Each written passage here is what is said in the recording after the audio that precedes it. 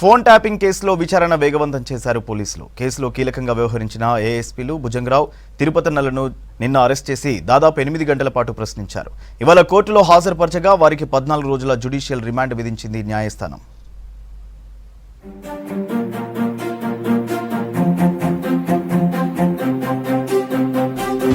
Phone tapping కేసులో కీలక పరిణామం చోటు చేసుకుంది. ఈ కేసులో బీఆర్ఎస్ హయాంలో ఇంటెలిజెన్స్ చీఫ్ గా పనిచేసిన ప్రభాకర్ రావును A1 గా చేర్చారు బంజారాహిల్స్ పోలీసులు. A2 గా ప్రణీత్ రావు, A3 గా రాధాకిషన్, A4 గా భుజంగరావు, A5 గా తిరుపతన్నను చేర్చారు. ఇక A6 గా ప్రైవేట్ వ్యక్తి పేరును చేర్చారు పోలీసులు. ఫోన్ ట్యాపింగ్ లో ప్రభాకర్ రావు కీలకంగా వ్యవహరించినట్లు పోలీసులు గుర్తించారు.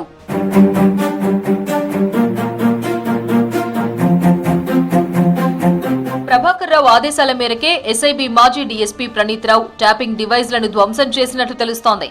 ఇప్పటికే చెడిపోయిన ట్యాపింగ్ డివైజ్లను స్వాధీనం చేసుకున్న పోలీసులు డేటా రిట్రీవ్ చేసే ప్రయత్నాలు చేస్తున్నారు. ప్రస్తుతం మాజీ intelligence chief Prabhakar Rao, A3 Radhakishan, A6 నిందితుడు ప్రస్తుతం విదేశాలకు పరారైనట్లు తెలుస్తోంది. దీంతో వారిపై లుకౌట్ నోటీసులు జారీ చేశారు పోలీసులు.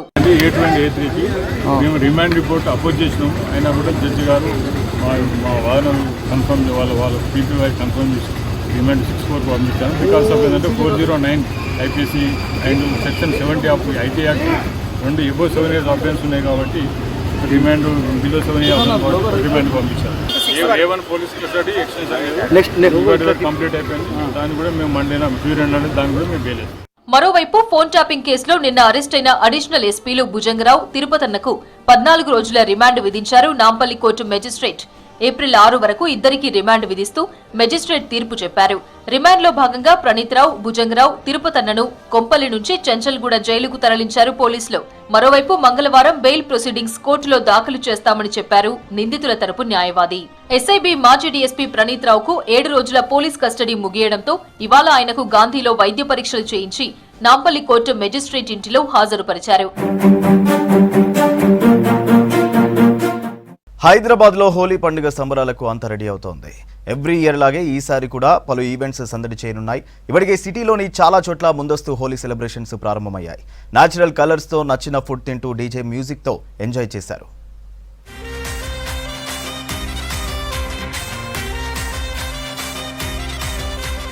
హైదరాబాద్ లో ముందస్తు హోలీ సెలబ్రేషన్స్ ప్రారంభమయ్యాయి. దుమ్ములేపే డాన్సులు, అట్రాక్టివ్ హోలీ కలర్స్, డీజే ఆటపాటలతో వేడుకలు జరుగుతున్నాయి. న్యూ ఇయర్ ను తలపించేలా సెలబ్రేషన్లను ఆర్గనైజ్ చేస్తున్నారు నిర్వాహకులు. యూత్, ఫ్యామిలీ, కిడ్స్ కోసం డిఫరెంట్ కాన్సెప్ట్ తో ప్రోగ్రామ్స్ డిజైన్ చేశారు.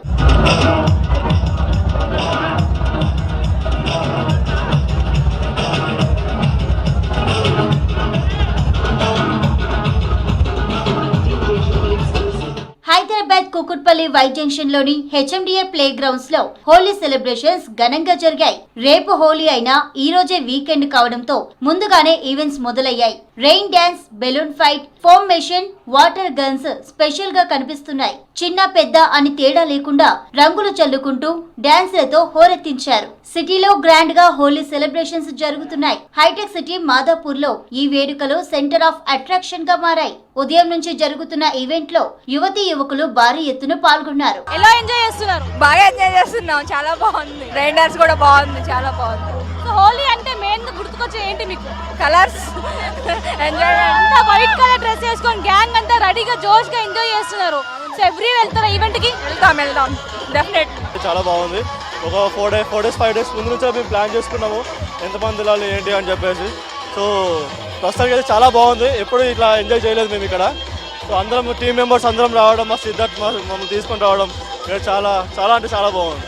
టికెట్ కొంటే ఏమేమి ఫెసిలిటీస్ ఇస్తున్నారు ఇక్కడ? ఇక్కడ ఫుడ్ కౌంటర్స్ ఉన్నాయి, ఐస్ క్రీమ్స్ ఉన్నాయి, అన్నీ ఉన్నాయి. ఇక్కడ ఎలాంటి టైప్స్ చిన్న పిల్లల నుంచి పెద్ద పిల్లల వరకు ఎలాంటి అయినా ఎంజాయ్ చేయొచ్చు. సో ఇది చాలా చాలా అంటే చాలా బాగుంది. సో డీజే జోష్ లో డాన్స్ ఆడుతున్నారు, ఒకరికొకరు కలర్స్ పూసుకుంటున్నారు. ఎలా అనిపిస్తుంది ఇయర్ హోలీ? కోవిడ్ కి ముందు ఇలాంటి వాతావరణం చూసినాం మనం. సో ఇప్పుడు ఎలా అనిపిస్తుంది ఇట్లాంటి వాతావరణం? కోవిడ్ తర్వాత అంటే సమ్మర్ కి ముందు చిల్ అవ్వడానికి చాలా హ్యాపీగా ఉంది.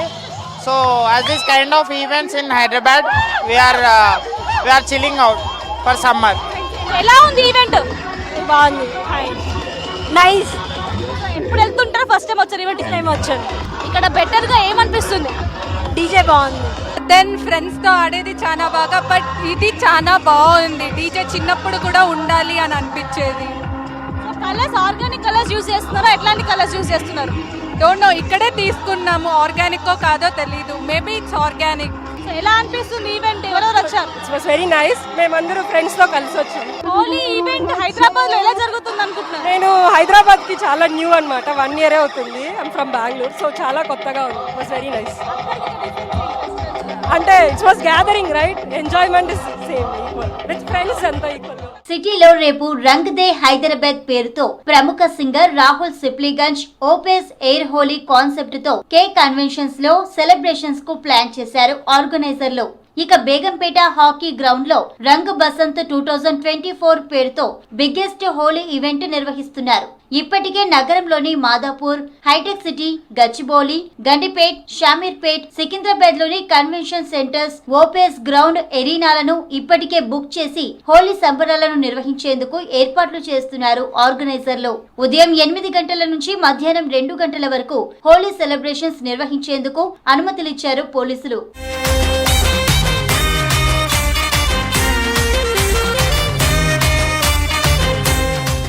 నగరంలో ఐటీ, కార్పొరేట్ ఎంప్లాయీస్, స్టూడెంట్స్ కు అనుగుణంగా హోలీ ఈవెంట్స్ డిజైన్ చేస్తున్నారు organisers. Singles entry, couple entry, group, family కోసం ప్రత్యేకంగా టికెట్స్ ను సేల్ చేస్తున్నారు. హోలీ ఈవెంట్స్ టికెట్స్ సింగిల్స్ కి 199 నుంచి మొదలుకొని 999 వరకు, కపుల్స్ కి 499 నుంచి స్టార్ట్ అవుతున్నాయి. ఇక గ్రూప్ గా టికెట్స్ తీసుకునే వారికి తక్కువ ధరలో ఆఫర్స్ తో టికెట్స్ ఇస్తున్నారు. ఇప్పటికీ చాలా చోట్ల హోలీ టికెట్స్ సేల్ అయ్యాయంటున్నారు ఆర్గనైజర్లు.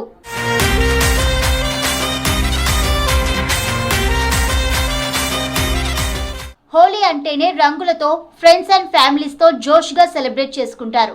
అయితే రోజులు మారుతున్న కొద్దీ మోడర్న్ కల్చర్ లో భాగంగా ఇలాంటి ప్రైవేట్ హోలీ ఈవెంట్స్ కల్చర్ పెరిగింది. యువత ఫ్రెండ్స్ తో కలిసి ఎంజాయ్ చేస్తున్నారు. ఈసారి హైదరాబాద్ లో జరిగే హోలీ ఈవెంట్స్ లో ఫీమేల్ డీజేలు, టీవీ సెలబ్రిటీస్, సింగర్స్ సందడి చేస్తారు. మాస్టర్స్ క్రికెట్ లీగ్ విజేతగా నిలిచింది హైదరాబాద్ హీరోస్ టీం. ఫైనల్స్ లో రంగారెడ్డి రాయల్స్ పై 38 పరుగుల తేడాతో గెలుపొందింది. ఫైనల్స్ కి ముఖ్య అతిథిగా హాజరైన Hyderabad cricket association president Jaganmohan Rao winners కి ట్రోఫీలతో పాటు క్యాష్ అవార్డ్స్ ని అందించారు.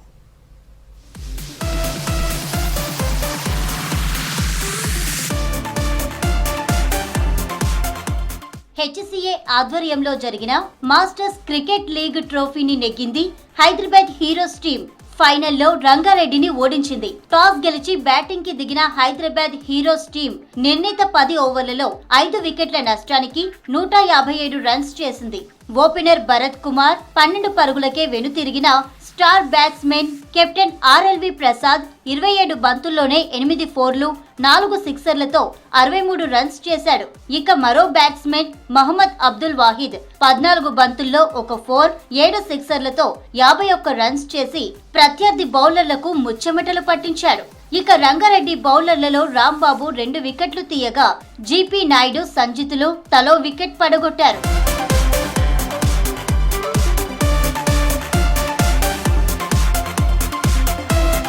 158 పరుగుల విజయ లక్ష్యంతో బరిలోకి దిగిన రంగారెడ్డి రాయల్స్ రాణించలేకపోయారు.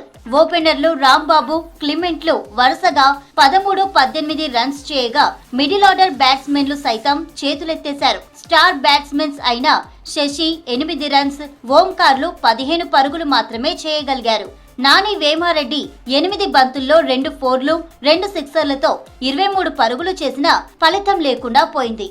నిర్ణీత 10 ఓవర్లలో 7 వికెట్ల నష్టానికి 119 పరుగులు మాత్రమే చేయగలిగింది రంగారెడ్డి రాయల్స్ టీం. రియల్లీ చాలా గొప్ప టోర్నమెంట్ ఇది, మాస్టర్స్ ప్రీమియర్ లీగ్. యాక్చువల్లీ 40+ అని అనుకున్నాము, కానీ ప్రతి టీంలో 2-3 ప్లేయర్స్ని, యంగ్స్టర్స్ని కూడా ఆడిపిస్తే చాలా బాగుంటుందనే ఉద్దేశంతో T10 కండక్ట్ చేయడం జరిగింది. చాలామంది దీన్ని కోఆపరేట్ చేస్తూ హైదరాబాద్లో one of the best tourneys, బహుశా ఇట్లా ఇంతకు ముందు కానీ ఇప్పుడు జరగలేదు ఇప్పటివరకు అనేది నా నమ్మకం. ఫ్యాన్ కోడ్ లైవ్లో చాలా వేల మంది, లక్షల మంది వీక్షించినారు.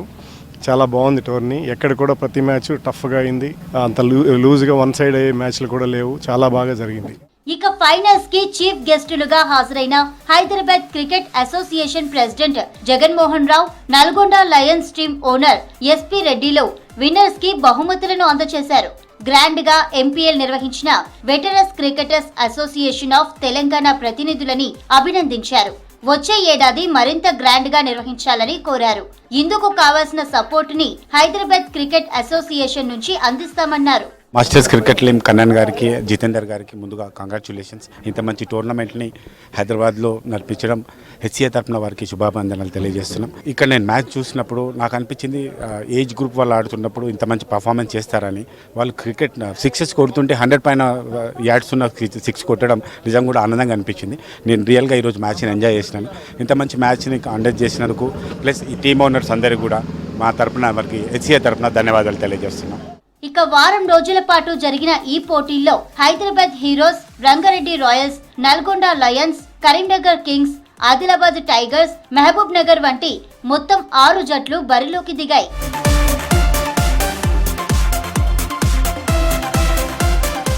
ప్రపంచంలో గుండెపోటు తర్వాత క్యాన్సర్తో ప్రజలు ఎక్కువగా ప్రాణాలు కోల్పోతున్నారని అన్నారు బీజేపీ రాష్ట్ర అధ్యక్షుడు కిషన్ రెడ్డి. హైదరాబాద్ రామ్కోటిలో కచీ సమాజ్ మిత్ర మండలి ఏర్పాటు చేసిన క్యాన్సర్ స్క్రీనింగ్ క్యాంప్ను కిషన్ రెడ్డి ప్రారంభించారు. క్యాన్సర్ను ప్రాథమిక స్థాయిలోనే గుర్తించి నివారించవచ్చన్నారు. చాలా సందర్భాలలో క్యాన్సర్ను గుర్తించకపోవడం వల్లే ప్రాణాలు కోల్పోవలసి వస్తుందన్నారు. గ్రామీణ ప్రాంతాల్లో కూడా ఈ స్క్రీనింగ్ క్యాంపులను నిర్వహించాలని స్వచ్ఛంద సంస్థలకు సూచించారు కిషన్ రెడ్డి.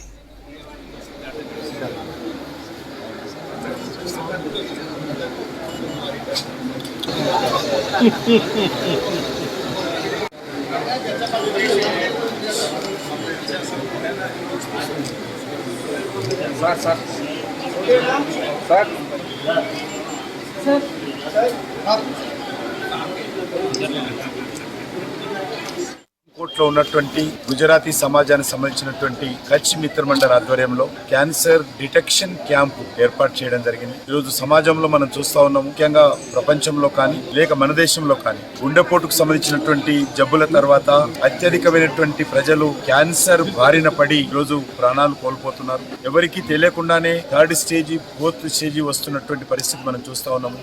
మరి కోట్లాది రూపాయలు ఖర్చు పెట్టిన చివరకు కొన్ని రోజులు బ్రతికించుకుంటున్నాను తప్ప మరి వాళ్ళు కుటుంబాలకు కూడా దూరం అవుతా ఉన్నాయి.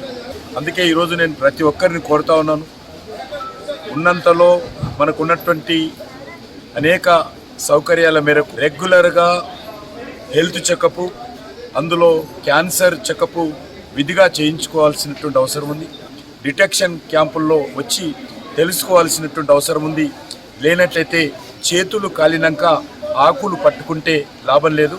కాబట్టి అందరూ కూడా ఈ విషయంలో దృష్టిని కేంద్రీకరించాల్సిందిగా, క్యాన్సర్ అనేటువంటిది ఒక మహమ్మారిగా ఈరోజు చాలా పెద్ద ఎత్తున గుండెపోటు జబ్బుల తర్వాత పెరుగుతున్నటువంటి ప్రమాదకరమైనటువంటి జబ్బు ఏదంటే క్యాన్సర్. కచ్ మిత్రమండల్ ఏ రకంగా చేస్తుందో మిగతా సంస్థలు కూడా అందరూ కూడా ఇదే దిశలో మీకున్నటువంటి శక్తి మేరకు ఈ రకమైనటువంటి మెడికల్ క్యాంపులు నిర్వహించాల్సిందిగా అన్ని సామాజిక సంస్థలు, అన్ని భాషలకు సంబంధించినటువంటి సంస్థలు, అన్ని మరి ఎన్జిఓస్ను, అన్ని హాస్పిటల్స్ను కూడా నేను ఈ సందర్భంగా విజ్ఞప్తి చేస్తా ఉన్నాను.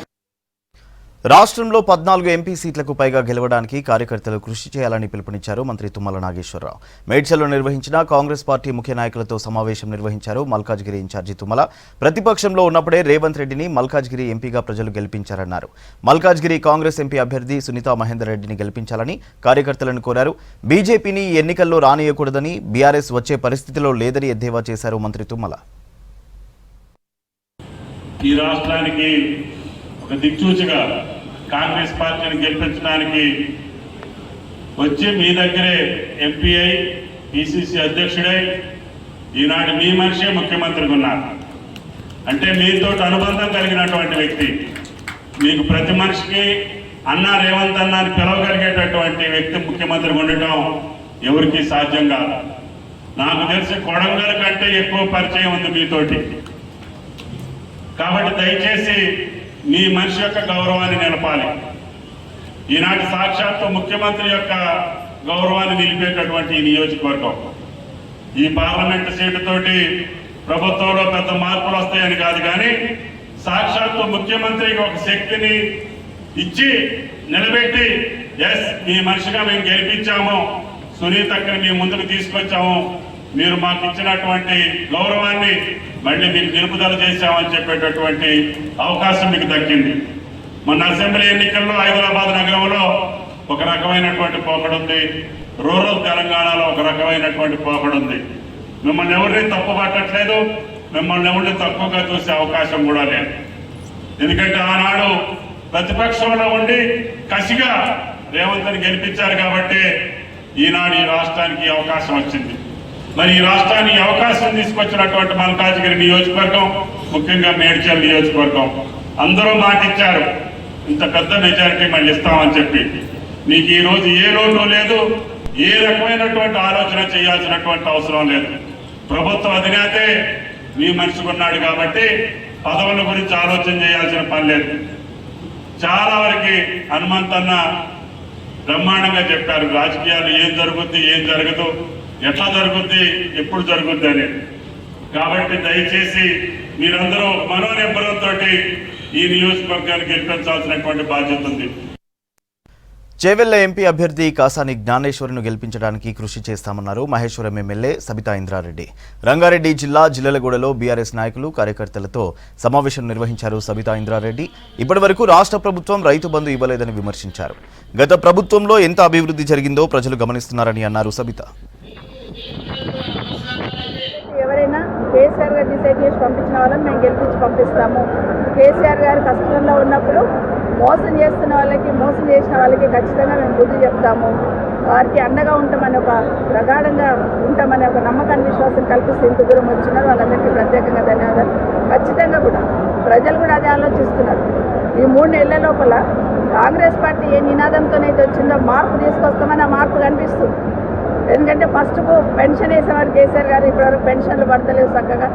రైతు బంధు టెన్షన్గా పడేది, ఇప్పటి వరకు 3 ఎకరాల కుండలకు వేసినామంటుంది. మిగతా వాళ్ళకు మళ్ళీ అప్పుల కోసం ఎదురు చూడాల్సి వస్తుంది. బోర్లే నిండిపోయి మళ్ళీ మంచినీటి సమస్య వచ్చి బోర్లు డ్రిల్ చేయాల్సిన పరిస్థితి వస్తూ ఉంది. పంటలే నిండిపోయి దేవుడాన్ని ఏడుస్తూ ఉంటే పలకరించి వాళ్ళు దిక్కు లేకుండా అయిపోయింది. కరెంటు సరిగ్గా టైంకి రాక కరెంటు కట్ అవుతూ ఉంటే ఉన్న బోర్లలో ఉన్న నీళ్ళు కూడా పెట్టుకోవడానికి దిక్కు లేకుండా ఇబ్బంది పడుతున్న సందర్భంలో కనీసం ఈ ప్రభుత్వం రైతులకు రివ్యూ చేసి ఒక భరోసా ఇవ్వాలనే ప్రయత్నం కూడా చేయట్లేదు. వాళ్ళు చస్తేంది బ్రతుకుతేంది అన్నట్టు వదిలేస్తూ ఉన్నారు. ఎన్నికలు అయిపోగానే ప్రభుత్వంలోకి రాగానే డిసెంబర్లోనే 2 లక్షల రూపాయల అప్పు మాఫీ చేస్తామన్నారు రైతులకి. ఇప్పటివరకు ఉలుకు పలుకు లేదు. రైతు బందే చక్కగా చేస్తలేదు.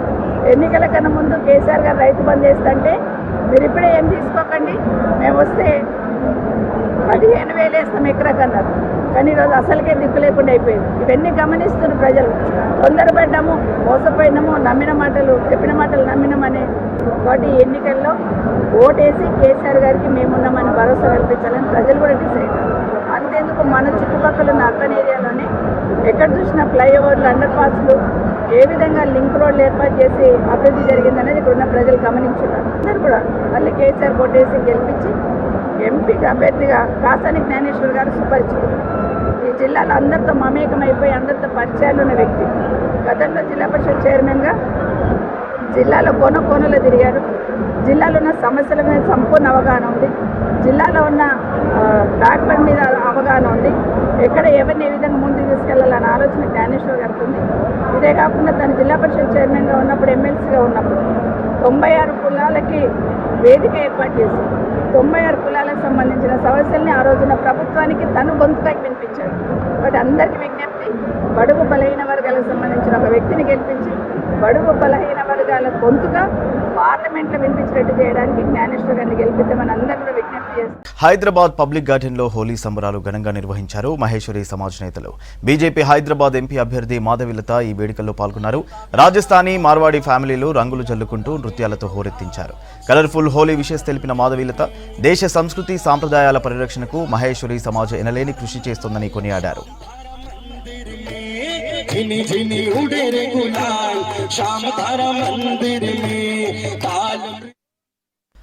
మూలం న్యాచురల్ హీలింగ్ సెంటర్ ద్వారా చాలా మందికి మానసిక ఉల్లాసం అందిస్తున్నామని చెప్పారు థెరపిస్ట్ మధుసూదన్. కొండాపూర్లో నూతన సెంటర్ను మల్కాజ్గిరి డీసీపీ పద్మజ, సామల వేణుతో కలిసి ప్రారంభించారు. న్యాచురల్ హీలింగ్ ద్వారా మందులు లేకుండా ఆరోగ్యంగా ఉండొచ్చన్నారు డీసీపీ పద్మజ. సామాజిక బాధ్యతతో ఈ సెంటర్ను ఓపెన్ చేశామన్నారు మూలం natural healing centre owner Madhusudan. Healing centre అనేది ఒక దాదాపుగా 11 ఇయర్స్ నుంచి నేను ఇది చేస్తున్నాను. కంప్లీట్గా ఎక్కడ మెడిసిన్స్ లేకుండా ఎలాంటి కండిషన్లో ప్రాబ్లం ఉన్నా సరే సింగిల్ మెడిసిన్ లేకుండా మన బాడీ సిస్టమ్ని ఎప్పుడైతే చేంజ్ చేస్తామో అప్పుడు అన్ని రకాల ప్రాబ్లమ్స్ కూడా హీల్ అవుతాయని నమ్ముతూ దాని మీద రీసెర్చ్ చేసి ఒక 10-11 ఇయర్స్ నుంచి నేను చేస్తూ వస్తున్నాను. 98.9999% వరకు చాలా వరకు అందరికీ పాజిటివ్ రిజల్ట్స్ ఉన్నాయన్నమాట. సో ఎప్పుడైతే క్లయింట్స్కి ఇవన్నీ కూడా హీలింగ్ జరుగుతుందో వాళ్ళ ఎనర్జీస్ తోటే నేను ఇంకా ముందుకు వెళ్తున్నాను అనమాట. సో మా దగ్గర ఎన్నో రకాలుగా నేను ఒక 26 థెరపీస్లో స్పెషలైజ్ అండి. సో అవన్నీ కూడా థెరపీస్ మేము ఇక్కడ ఇంక్లూడ్ చేస్తున్నాం. ప్రాబ్లమ్ని బట్టి ఒక కస్టమైజ్ చేస్తామన్నమాట. హైదరాబాద్ కొండాపూర్ ప్రాంతంలో ఈ మూలం అనే ఒక న్యాచురల్ హీలింగ్ ఇన్స్టిట్యూట్ ఒకటి ఓపెన్ అయిందండి. వైఫ్ అండ్ హస్బెండ్ మధుసూదన్ గారు and Tulasi, they are very much senior in this kind of healings. So apart from all other natural, allopathic and Ayurvedic and etc. I think I wish ఈ natural healing కూడా అందరూ కూడా try చేయొచ్చు. This is without medicine, only this is by type of doing yoga and spinal corrections it will heal the things. మీకు బీపీలు ఉన్నాయా, షుగర్లు ఉన్నాయా, ఇలాంటివి అడుగుతున్నారు. అంటే ఆ స్థాయికి వచ్చేసి అంటే ఓన్లీ ఇప్పుడు మెడికల్ టాక్, ఆస్తులు కానీ సంతానం కానీ అన్నీ పక్కన పడేసిస్తున్నారు. సో అలాంటి టైంలో ఈ మత్స్యదను ఈ న్యాచురల్ థెరపీ దీనికోసము సొసైటీకి ఏదో చెయ్యాలి తపనతో వచ్చారు. సో దీనికి ప్రజలకు అందుబాటులో ఉండి ఆయన చేసిన రీసెర్చ్ని ఏ విధంగా అయితే సొసైటీకి ఉపయోగపడుతుందో మెడిసిన్స్ లేకుండా ఆ థెరపీని ఇక్కడ వీళ్ళు చేస్తున్నారు. సో ఈ మూలం యొక్క ముఖ్య ఉద్దేశం ఏంటంటే రూట్స్ నుంచి దాన్ని క్యూర్ చేద్దామని చెప్పి. హైదరాబాద్లో సందడి చేశారు సినీ నటి మృణాల్ ఠాకూర్. బల్కంపేటలోని ఎల్లమ్మ అమ్మవారిని దర్శించుకున్నారు. ఆలయంలో ఫ్యామిలీతో కలిసి ప్రత్యేక పూజలు చేశారు. ఆ తర్వాత మృణాల్ ఠాకూర్ ఫ్యామిలీకి తీర్థ ప్రసాదాలు అందజేశారు ఆలయ అర్చకులు.